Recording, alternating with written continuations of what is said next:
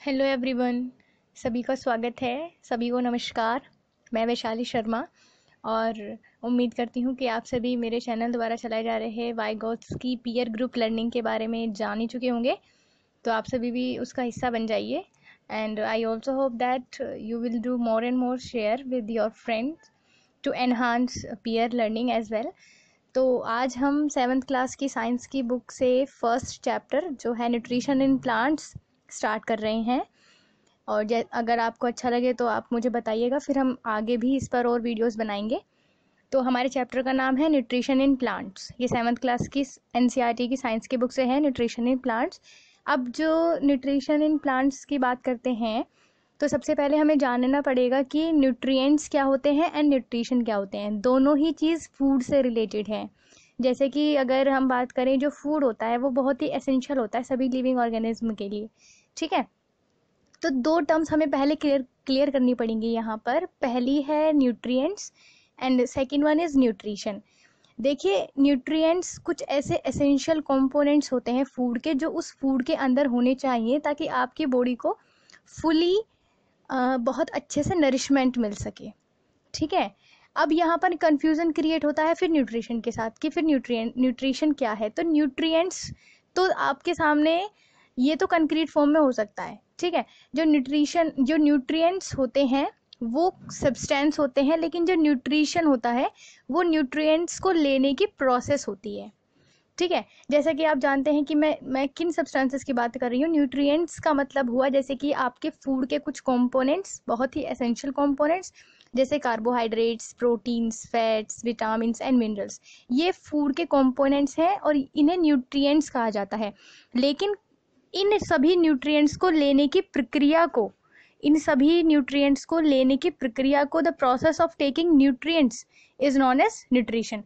तो ये जो सभी कंपोनेंट्स हुए फूड के, जो हमारी बॉडी के लिए ज़रूरी है, नेसेसरी हैं, इन सभी को हम न्यूट्रिएंट्स कहते हैं और न्यूट्रिएंट्स को लेने की प्रोसेस का न्यूट्रिशन कहा जाता है। जैसे कि आप सभी जानते भी हैं कि जितने भी लिविंग ऑर्गेनिज्म होते हैं सभी को फूड चाहिए होता है। ठीक है, लेकिन अब जो प्लांट्स होते हैं वो अपना फूड खुद बना लेते हैं, can make their food themselves. लेकिन जो एनिमल्स होते हैं उनमें अगर ह्यूमंस को भी शामिल कर दिया जाए तो वो खुद अपना खाना नहीं बना पाते। तो जो एनिमल्स होते हैं including human beings, they get it from या तो प्लांट्स से या फिर एनिमल्स से। ठीक है, दूसरे प्लांट्स या दूसरे एनिमल्स को जो होते हैं एनिमल्स और ह्यूमन बींग्स खाते हैं as a source of nutrition, as a source of nutrients.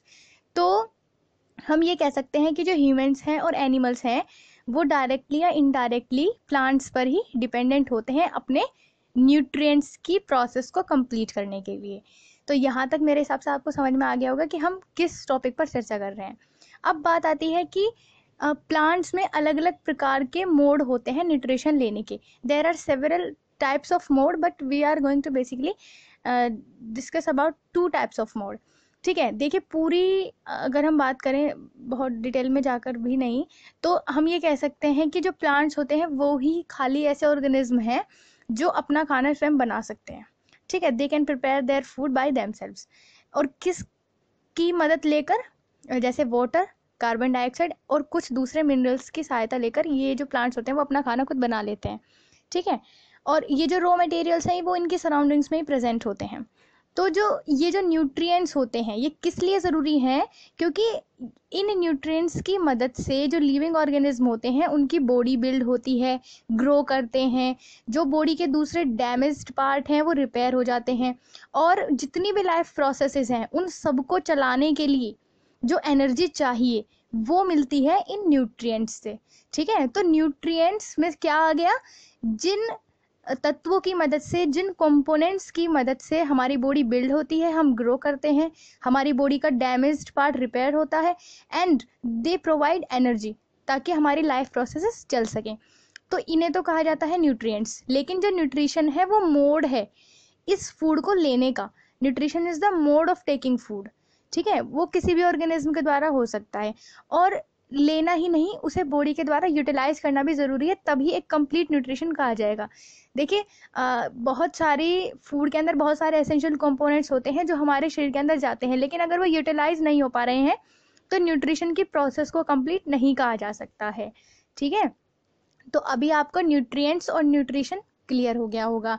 अब बात आती है न्यूट्रिशन के मोड हैं 2 टाइप्स के। एक है autotrophic mode of nutrition and एक है हेट्रोट्रॉफिक मोड ऑफ न्यूट्रिशन। जो ऑटोट्रॉफिक मोड ऑफ न्यूट्रिशन होता है ये 2 शब्दों से मिलकर बना हुआ है, ऑटो एंड ट्रॉफिक। जो ऑटो शब्द है उसका मतलब होता है self, and trophic means nourishment करना।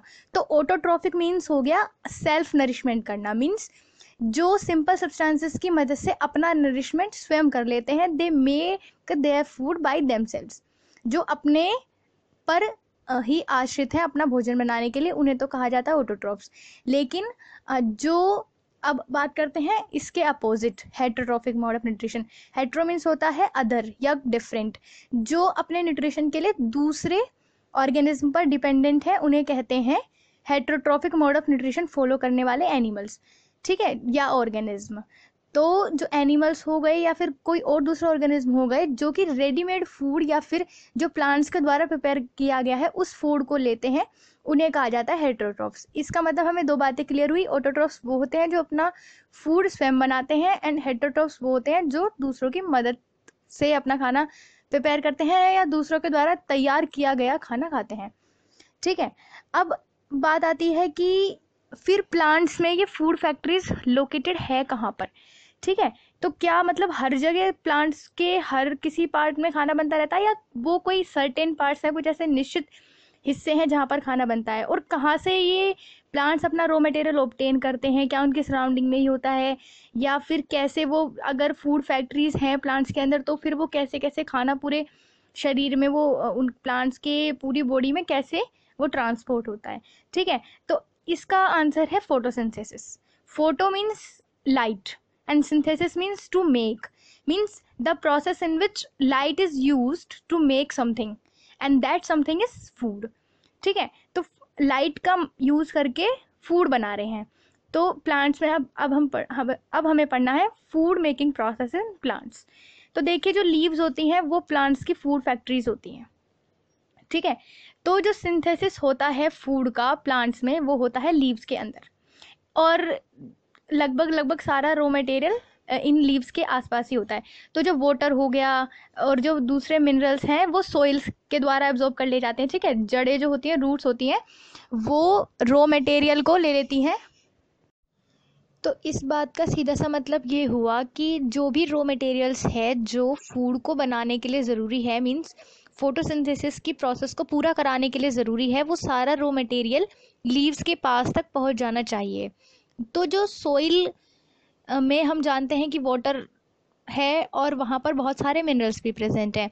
तो सोइल में प्लांट्स की रूट्स के द्वारा क्या होगा, प्लांट्स की जो रूट्स होती हैं वो वाटर और मिनरल्स एब्जॉर्ब कर लेंगी सोइल से। ठीक है, रूट्स की हेल्प से, और फिर वो पूरी प्लांट की बॉडी में वो सारा वाटर और वो सारा मिनरल्स ट्रांसपोर्ट हो जाता है, और सारा ट्रांसपोर्ट होता है जाके जाइलम के थ्रू और जाएगा फिर सभी लीव्स में। अब देखिए, आसपास के सराउंडिंग में कार्बन डाइऑक्साइड है।